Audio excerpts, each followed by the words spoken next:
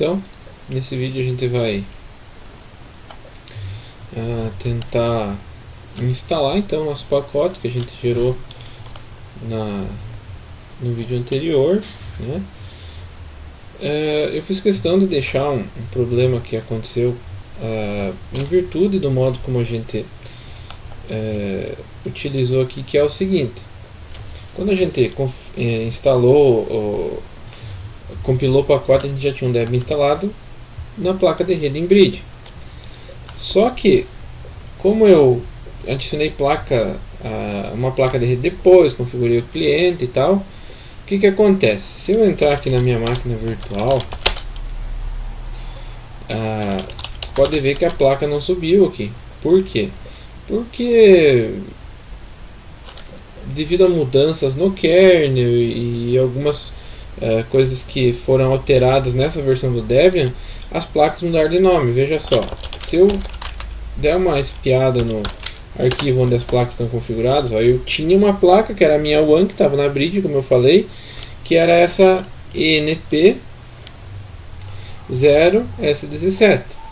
O que aconteceu com essa placa? Ela desapareceu. Se eu der o ifconfig, ela não aparece, mas se eu usar o ifconfig "-a" aqui, que seria de all, todas, ele vai mostrar que tem uma ENP0S3 e uma 0S8. Como saber qual que é a One? Lembra que eu falei do Mac? Eu vou puxar a janelinha aqui, ó, pra gente ver junto, ó. Meu Debian está bootado aqui, ó. Eu vou nas configurações da máquina. Na verdade eu nem precisava ter ido aqui. Eu posso puxar essa janela para o lado de volta, vir aqui em máquina, configurações, e aqui vai ter algumas configurações aqui na rede, ó. Se eu expandir essa opção aqui, ó, tá dizendo, ó, a minha placa de rede que está conectada diretamente na Bridge, ela tem o final do MAC A92E. Joia, com essa informação eu vou ver qual que é a A92E. Tá vendo que a ENP0S3 é A92E, então eu sei que essa é a minha One. O que eu vou fazer? Eu vou editar o arquivinho aqui. Eu uso o Joey. Eu vou remover isso daqui. Eu gosto de usar Auto. ENP0S3 é o One, e aqui embaixo a mesma coisa. Eu vou deixar com DHCP, com o meu roteador aqui já sabe o MAC e tal, vai entregar o DHCP. Como que eu subo ela? IFUP. Se eu colocar, como só tem uma entrada ENP lá no arquivo de configuração, ENP tab, ele completa para mim, Enter. Prontinho. Pegou o endereço IP lá, ó, e agora posso até encerrar, não vou encerrar, mas eu posso, se eu quiser, eu já posso conectar. Se eu vier aqui no ifconfig, tá lá o IP 1033247. Então vamos conectar lá 1033247. Yes, passa a minha senha, joia. Tô aqui, tá aqui a placa, pegou meu IPv6 aqui e tudo mais, joia. Então agora eu vou configurar a segunda placa. Qual que é o nome dela? ENP0S8. Joey/etc network interface. Eu vou configurar assim. Eu costumo configurar a placa onde vai ouvir o PPoE dentro do arquivo também. Coloco aqui Service Network Interface ENP0S8 e NET manual. Se eu deixar só assim, essa placa nunca vai subir. O que eu tenho que fazer aqui? Eu tenho que colocar algumas linhas, que é o meio com que o pessoal do Debian desenvolveu a configuração de rede. Eu vou colocar uma linha que diz o seguinte: durante a subida, ou seja, o up, a gente vai usar o utilitário sbin IP, importante aqui por causa do environment. Vou colocar assim, link set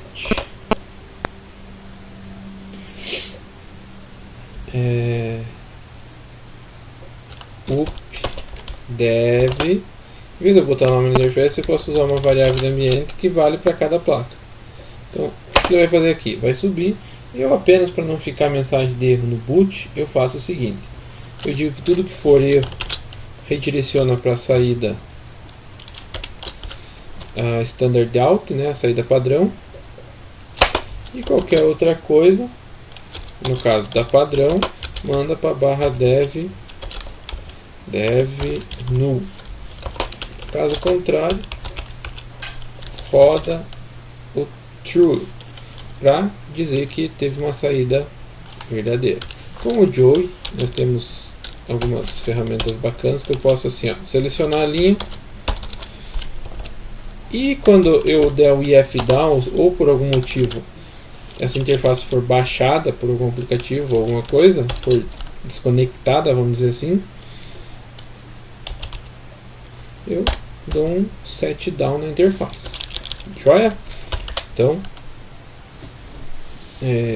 aqui está configurado, é só a gente subir ela, if o enp. Agora se eu der um tab, ó, ele vai completar e vai dizer que tem duas possibilidades. Eu quero subir a 8.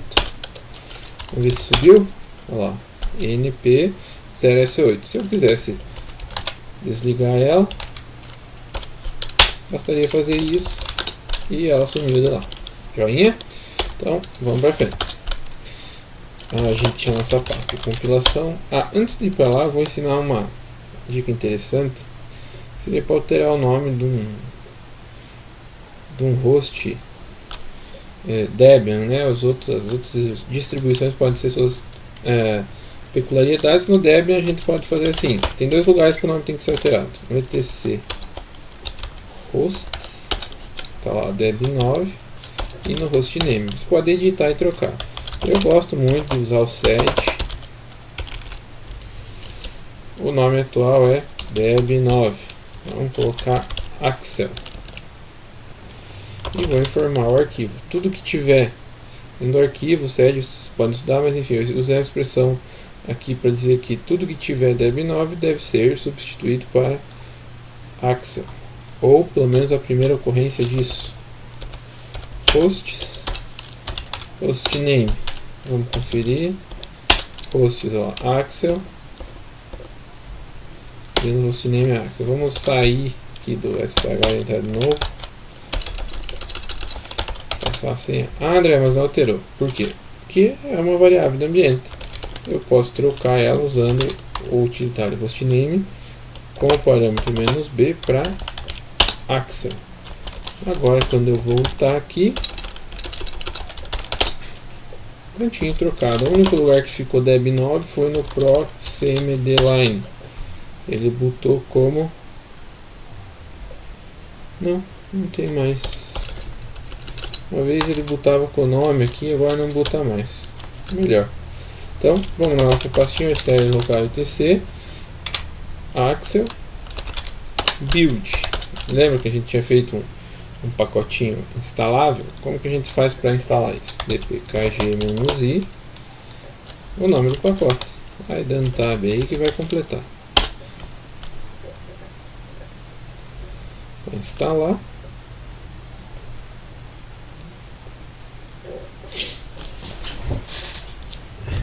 Pronto, vai instalar. Eu tenho um script que eu customizei para fazer algumas modificações do meu gosto. Como o meu objetivo aqui, eu vou reforçar, é didático, eu vou deixar como tá para simplificar.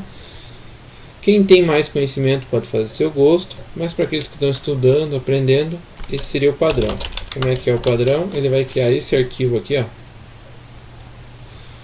nesse caminho, que seria um exemplo meio cheio de coisa, mas a gente vai dar uma limpada e eu vou tentar colocar aqui informações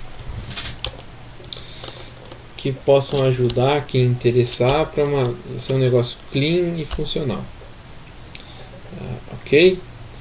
Então vamos lá. Só que esse não é o arquivo, esse na totalidade não é o arquivo com Axel ler. Por quê? Tem duas coisas importantes. O Axel instalar no Debian vai ler o arquivo que está, primeiro de tudo, em etc default Axel. Tem uma informação importante que aqui diz quais são as opções da linha de comando. Está dizendo que essa opção, que é o do conf file, vai buscar dentro desse arquivo. Caso esse arquivo aqui não exista, esse aqui, ó, ele tem algo esperando dentro do arquivo de init. Que se ele não conseguir, ou seja, se não existir o arquivo na pasta default, então você carrega, ou melhor, se existir o arquivo na pasta default, carregue ele. Se não existir, não faz nada e define, vai definir essa variável caso daí não exista aquela opção, vai definir igualzinho está lá. Joia? Então, nessa altura aqui, a gente não pode iniciar o Axel ainda. A gente tem que configurar algumas coisas, interface de rede, e tem que configurar o arquivo padrão.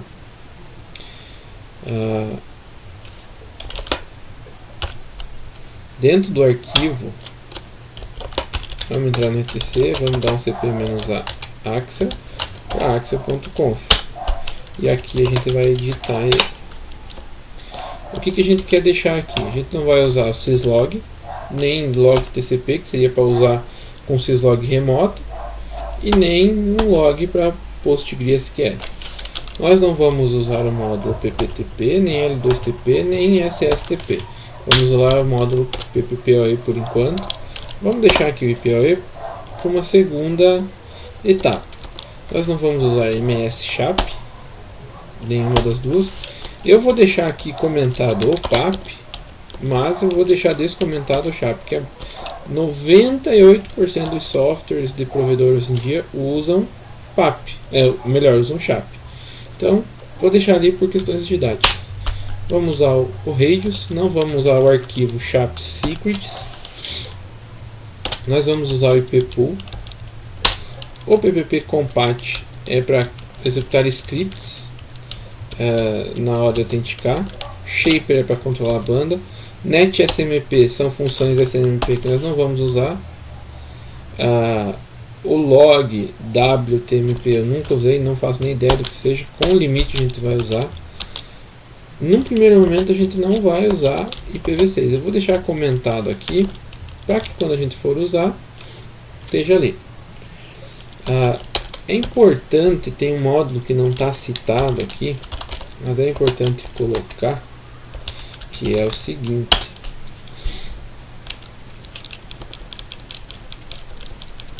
esse módulo aqui, SigShield, ele está dizendo que é um módulo auxiliador para gerenciar os processos da árvore, os processos filhos, né, gerados pelo módulo compat. Isso daqui é importantíssimo para que na rajada geralmente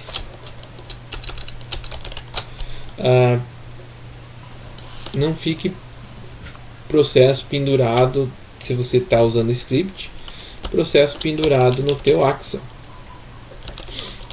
No teu Axel não, no teu Linux lá dos teus scripts, principalmente se você fez scripts ruins. Eu não estou dizendo que eu sei fazer os melhores scripts, eu estou dizendo que eu cuido muito.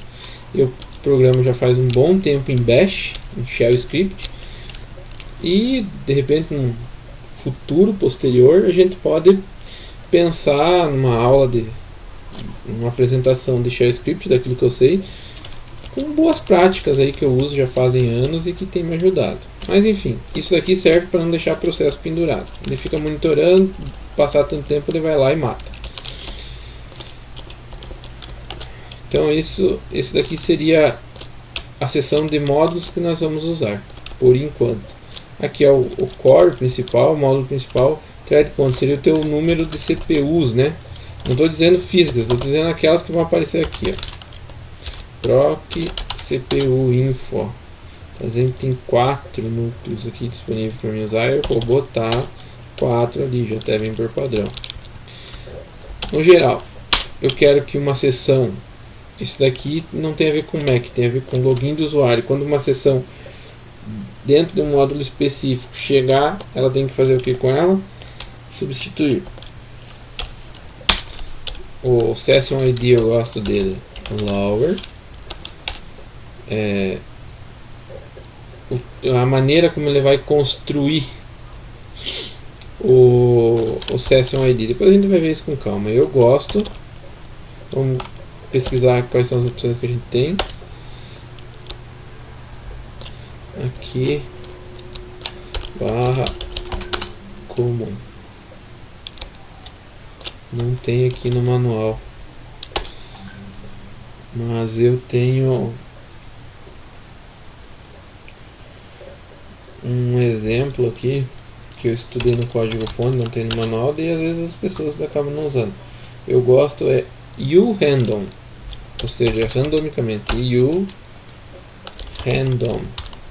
Ele vai criar sessions ID bem diferentes, nenhum na sequência, para confundir a gente lá. É importante, eu gosto disso, vocês vão entender depois.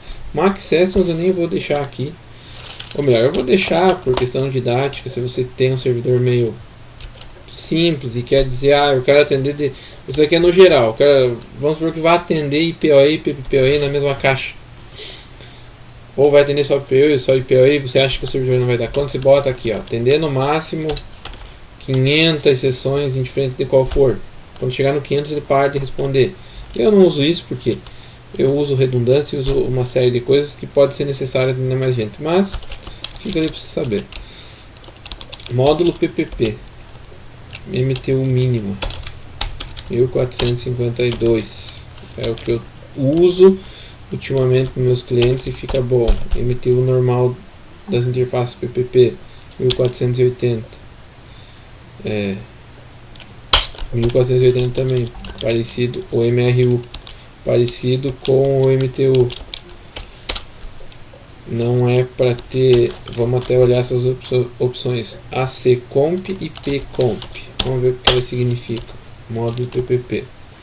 ACComp, Address Control Protocol Compression. Nós não queremos comprimir. Isso daqui pode não dar muita processamento do lado do cliente, mas 500 sessões tendo que comprimir do lado do servidor, vai usar processador. Mesma coisa para o PComp.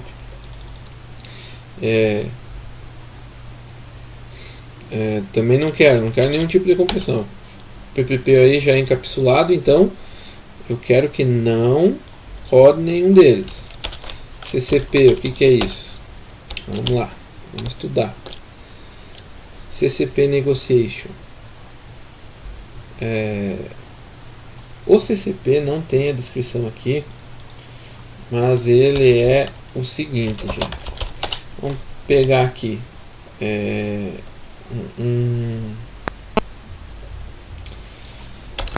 uma explicação aqui,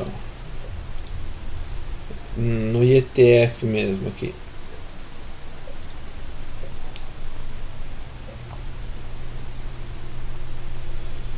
É responsável por configurar, ativar e desabilitar a compressão, os algoritmos de compressão dos dois lados do túnel ponto a ponto do link.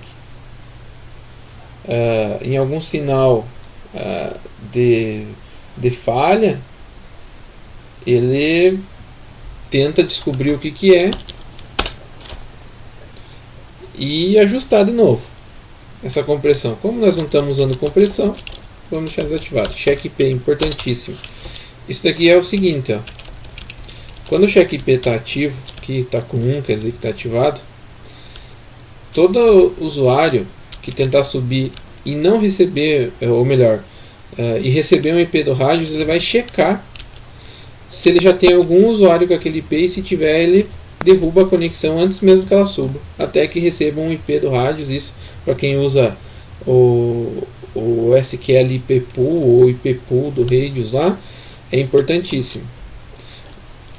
Não roda quando ele até roda quando é local, mas se você configurar errado os pools, que nós vamos ver depois. Mas mais para quem usa o pool centralizado, é uma opção interessante. MPE, que é a encriptação, nós não queremos nenhum tipo de encriptação no túnel. IPv4 por enquanto a gente vai deixar require, e o IPv6 deny. Vamos comentar os outros atributos de IPv6 aqui, depois a gente vai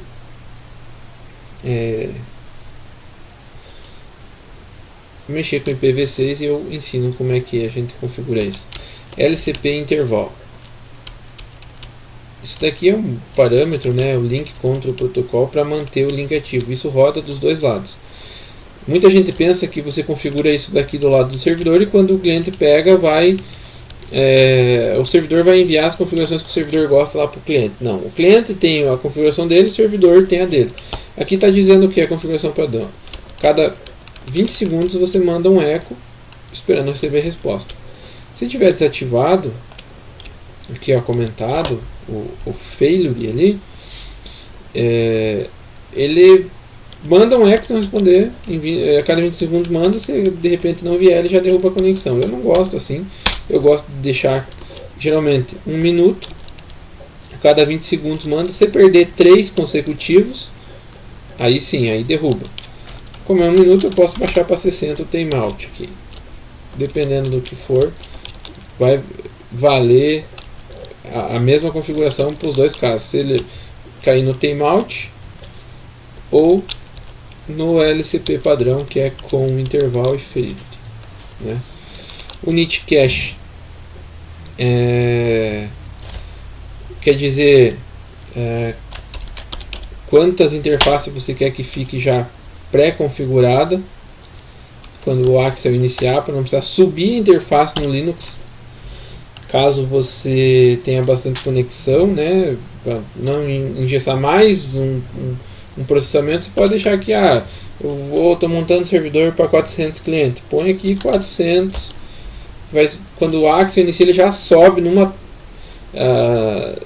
tiro só, né, em one shot, 400 interfaces, depois ele só coloca os usuários e dá um up na interface, não precisa criar ela. E o init preallocate é uma função que existe aqui, que eu dei a ideia para o desenvolvedor quando eu usava isso bem antigamente, que é aquele NAS Port ID. Se a gente olhar aqui, o init preallocate, se tiver definido como 1, aqui ele colocou como separa, né, aloca uma unidade PPP antes de autorizar, que é o NAS Port ID, que é o nome, que vai ser lá PPP alguma coisa, ou NAS Port, que vai ser só a posição, que seria a unidade. Antes disso ele só passava a informação depois que autorizava, mas o rádio lá ficava com um nome estranho no nome da porta. Eu sugeri para ele lá que fosse feito antes. No MikroTik não tem isso, se não me engano Juniper também não tem, acho que o Cisco tem.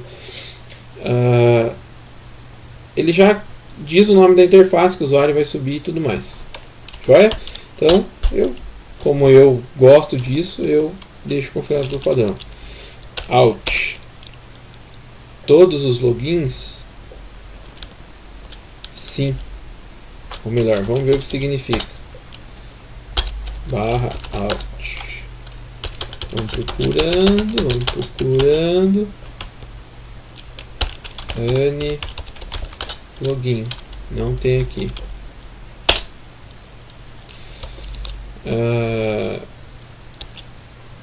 Eu não lembro bem o que significa o nlogin, mas eu tenho a impressão que se tiver aqui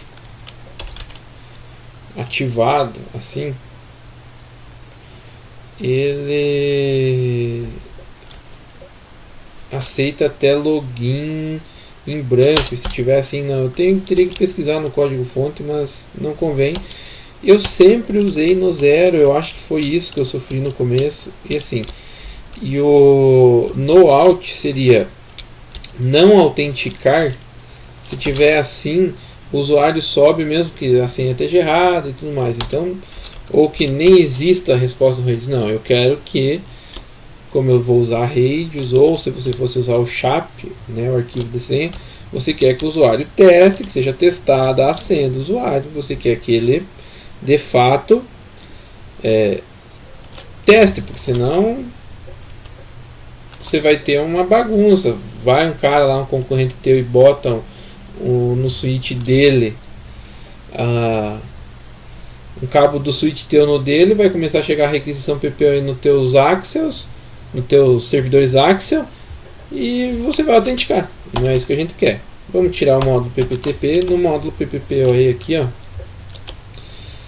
eu estou deixando o verbose em 1 aqui, depois a gente tira, só para a gente ter um log detalhado. Nome do concentrador, vamos colocar BRAS1. Service name PPPoE, no core da rede, e é o BRAS1. Tem um atributo importante para a gente colocar aqui, um parâmetro.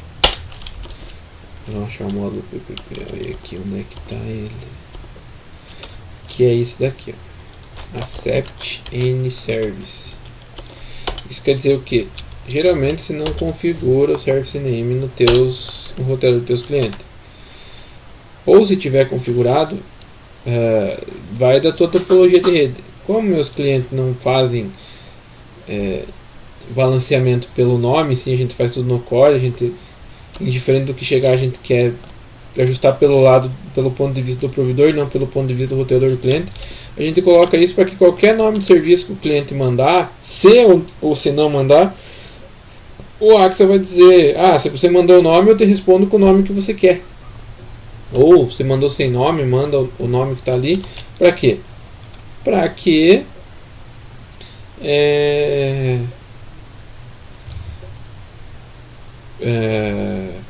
autentique, indiferente do que tiver lá. Eu vou encerrar esse vídeo aqui, que já está com 26 minutos, e vai ter a parte 2 que a gente vai descrevendo o restante dos módulos, ok?